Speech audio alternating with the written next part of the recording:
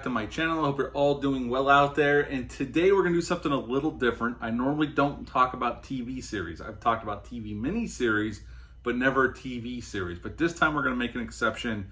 And I bet a lot of you probably don't know or don't remember that there was a Werewolf TV show back in the 80s that ran from 87 to 88. And we're going to talk about that today. Before we get into this series though, do me a favor, like, comment, and subscribe. Join me here. I greatly would appreciate that. Also, as always, a shameless plug for my TeePublic store. I'll leave a link in the description box below. Yes, today we're going to head back to this show ran from July 11th of 1987 and ran to August 21st of 1988 when it was canceled. This was one of the first shows in the inaugural run of the Fox TV television network. This was one of the first shows when they started the television network. This is one of their first shows they've ever produced. And the show is called Werewolf. That's it, Werewolf. This was created by Frank Lupo. He was a big player in TV. Some of the shows that he helped create you would know, like Magnum P.I. in 81, The A-Team, which ran from 1983 to 1987, Walker, Texas Ranger, which I don't remember running this long, but Walker, Texas Ranger ran from 1993 to 2001. And he did he did other TV as well, but he also did a TV miniseries, which I want to review. I do have it on DVD, and it's called Something Is Out There from 1988. It was a two-part miniseries about this alien that comes to Earth. I've always liked that one. I think I'm going to review it this Halloween season. I really dig that miniseries, and we'll talk about it sometime in the near future. Now, in this TV series, the stars of this series are John J. York plays Eric Cord, this college student. We'll get into that. He was in Night of the Creeps in 86, right before he went into production on this. And most notably, he's known as Mac on General Hospital from 1991 to present day. He's still on General Hospital to this day. And the reason why I know that, and you can make fun of me mercilessly in the comments below, is my wife watches General Hospital. So when she's watching it and I'm sitting there, I've seen this actor many times over the years. Lance LeGault plays Alamo Joe Rogan. Yes, that's his name in this show, and he plays a bounty hunter. And this guy let's check out his list of credits. He was in Stripes. He was in the A-Team for many, many episodes. I think he was on 29 episodes. He was in Knight Rider, Airwolf, tons of stuff. I mean, I could keep going and going and going, but he was in a ton of stuff over his career, and he is in this as Alamo Joe Rogan, the bounty hunter. It's chasing down Eric Cord throughout the 29 episodes we're about to talk about. And the last actor, the main actor, is Chuck Connors, who plays Janos Skorzeny. He is, well, what we believe in the beginning is this head werewolf. And he was in, for horror fans, he was in Tourist Trap. He was the guy that could make stuff move with his mind. But he was a ton of credits. He was on Rifleman, ton of TV stuff, ton of movies. The guy was a legend. He was a baseball player and a basketball player professionally before he went into acting. He's been dead for several years, but I've always liked him whenever I see him pop up in anything, and he's good here as the main bad guy. But also in this show, just to go down some character actors, a ton of character actors you'll see like, oh, I know that guy. There's a lot of that guys and that ladies in the show, especially from the 80s and 90s. But a few of them, notably, is Brian Thompson shows up in the last couple of episodes. He kind of takes over for being a big bad. We'll explain why. Everett McGill, who was in Silver Bullet right before this show aired. Richard Lynch, Sid Haig, Greg Henry, Tony Todd makes an appearance, and there are many, many more that I could keep going and going and going. But let's get into the show. The show starts off with an hour and 30-minute pilot episode, which was 2 hours back then with commercial breaks. And that one sets up what the series becomes. And it's a really interesting pilot. I mean, they could have made a movie out of this first hour and 30 minutes. They really could. But basically, just to give you the setup, or this video is going to go way long, is Eric comes home. He has a roommate. It's also his best friend. And his best friend has a gun, and he's in distress. And he explains to Eric that he's a werewolf and that he wants Eric to shoot him. He has had silver bullets made up, and he wants Eric to kill him. He does not want to go on doing what werewolves do, which is pretty much kill people and eat people. So Eric doesn't believe him. Obviously, he's very dismissive. He's like, oh, my friend's just having a bad day. Maybe he's been drinking. But so they sit there talking. It's a dark and stormy night, literally. And then all of a sudden, his friend starts to change. Eric scrambles for the gun, drops it, gets attacked by his friend, and then finally shoots him with the silver bullets, killing his friend, who was a monster. Now he returns to his human form, and now Eric's in trouble.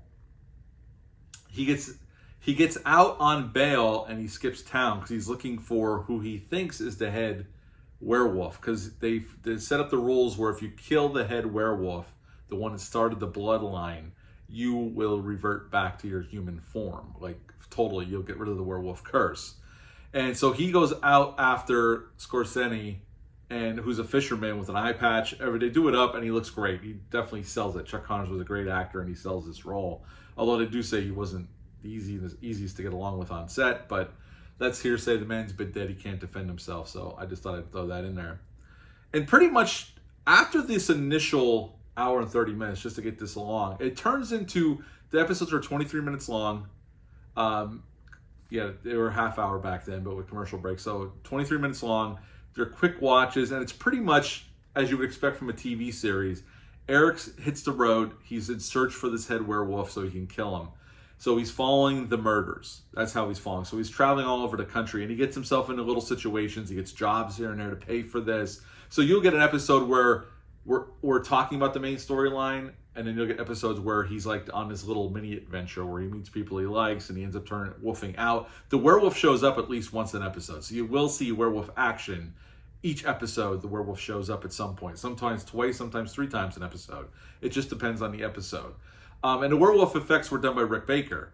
And the werewolf, I actually really like the design of the werewolf here. For a TV show, I mean, they must have threw some money at Rick Baker to get him to do the effects, because the werewolf itself is very impressive. The only time the werewolf effects don't work is in a wide shot and the werewolf's running. When they choose a wrong angle, you could tell some of the limitations with the suit. But most of the time, they light it, and they use a lot of fog, a lot of atmosphere with this show, which I really dug. And I'll be honest up front, before we get towards the end of the series, talk about why it ends so abruptly. I've seen some of these before. When I'm rewatching this, well, I didn't know I saw it, but I always had images of this werewolf thing. I thought it was a TV movie from when I was a little kid. I've seen some of these episodes. I've never saw the whole series, but I have seen these in the past. So going back and watching this was really cool. And I'll explain how you can watch this for free. The episodes are available for free. So if you're interested in werewolf stuff like I am, I love a good werewolf, either show or movie. I'm not really big into TV, but this was something, 80s TV had something special.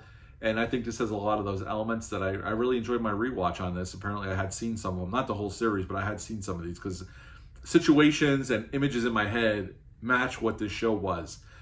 So I had to have seen this at some point when I was little. I don't know about an initial watch. I was very young when this initially was on TV. Maybe I did see it. I don't remember, honestly. So as the series goes on, we keep going back to our main storyline, Eric chasing down this main bad guy. But he, like I said, he gets in these side plots for an episode and these side adventures. There's a Halloween episode. So there's really, they put him in some cool situations. And then at the end, like towards the end of the series, the problem was that Chuck Connors left the series about halfway through filming. So you'll notice as later episodes when he's on screen, his character, they're shooting him from behind or he's in darkness because it's a stand and it's not him. And then they kill him. Eric kills him thinking he's going to turn normal again. But here, Brian Thompson, who gets introduced with 4 episodes left, I do believe that's what it was, he's the real big bad, and he's the one that created Chuck Connors' character. So now Eric has to kill him, which unfortunately he never gets to do. We end on this cute episode where this sweet old lady gets put in a mental institution because her daughter thinks she's out of it. Eric breaks her out because he knows she's not. And that's how the series ends. It ends very unceremoniously because it got canceled. And it wasn't canceled because of the viewership. It had decent ratings. It was the cost of the production that caused Fox to cancel it. They were a new network, not a ton of money. They were trying to, come up with other shows. And this was taking up a lot of their money mostly because of the effects, I'm sure, because they shot a lot of this in Salt Lake City, Utah, which during the series, you'll notice some of the actors from Halloween 4, those guys in the pickup truck that are looking for Michael, you'll see those guys throughout the series, like in a little small part here, a small part there. You'll see the lady that was in the beginning of Halloween 4, the one nurse that is in the ambulance when Michael starts killing the doctor. She's in the show. She was also in Silent Night, Deadly Night because they shot that in Salt Lake City. So if you're a fan of horror and seen a bunch of these movies, you'll notice definitely other character actors that you've seen in other films before, which I thought was pretty cool.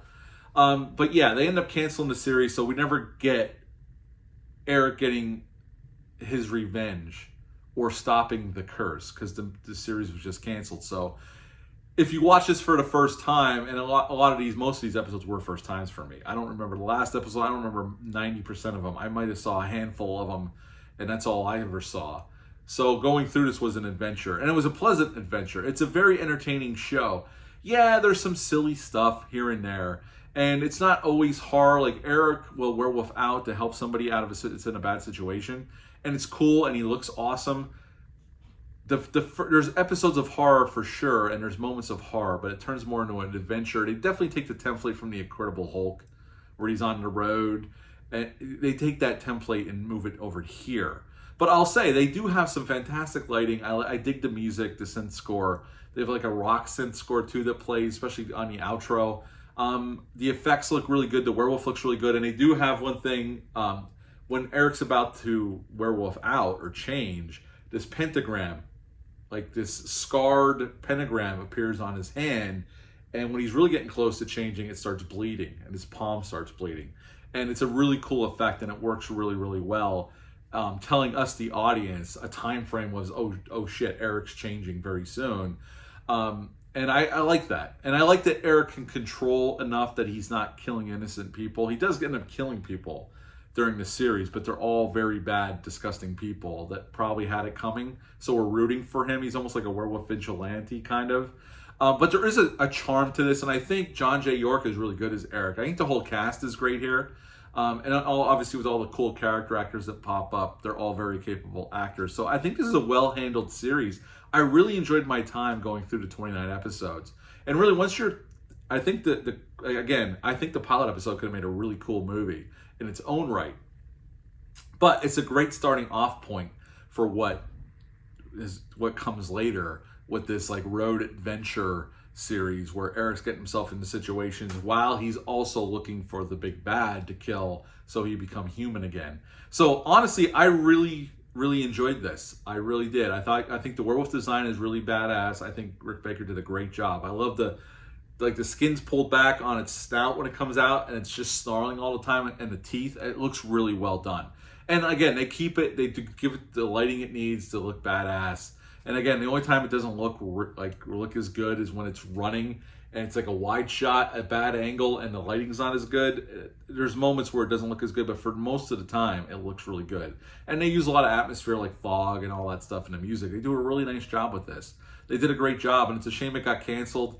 But I really enjoyed this. So how to watch this before I rate this? If you want to watch this, check in my comment box below, or the drop down box below. I'm going to the description box. I'm going to put the link. There's a YouTube channel on YouTube that has all 29 episodes. You can watch every one with none of the commercials. And the only thing I'd say, to give you a warning, if you do decide to take this journey, the transfers are not the greatest. They're good enough. You can see what's going on, but they're not Blu-ray quality. I would even say they're not even DVD quality, more like VHS quality. It sounds fine, you could hear everything, but watch the numbers of the episodes. All the episodes are there, but when you get to a certain point in the series on this playlist, they flip-flop. So you got to watch that you're not watching an episode that's not supposed to watch till later. So just watch the numbers on the episodes as you go through them. But you can watch them all. I'll leave that link for that playlist in the description box below. But overall, I really enjoyed this series. I think it's a really cool little time capsule from the 80s. They try to do something a little different. There wasn't a lot of horror shows like this besides like Tales from the Dark Side. This is pre-Tales from the Crypt. Tales from the Crypt would start soon, and Twilight Zone was still around, stuff like that. But this was a straight-up horror show, horror adventure show, and I dug watching all these. And I'd recommend it to anybody that likes werewolf stuff. I think it's a fun little thing, a little Easter egg that's on YouTube that you can watch for free, because physical copies, you can get a physical copy on eBay. They're like 30 bucks. I almost bought it, but I'm like, I'm gonna watch it for free first to see if I really dig it. I might end up picking this up at some point on physical media. But at the end of the day, I would give the whole series as a whole an 8 out of 10. I really enjoyed my time with it. So 8 out of 10 for Werewolf, the TV series. Have you even heard of this TV series? Leave a comment down below, let me know. Hit the thumbs up, hit the subscribe button, share this video. I greatly would appreciate that. That's it for this one, this little anomaly in my videos. I never usually talk about TV series. This will probably be one in very few that I will review, but I thought this was a cool little thing just to share with you all that never heard of this one. So yeah, 8 out of 10 for Werewolf. That's it for this one. I'll be back soon with another video, but until next time, bye.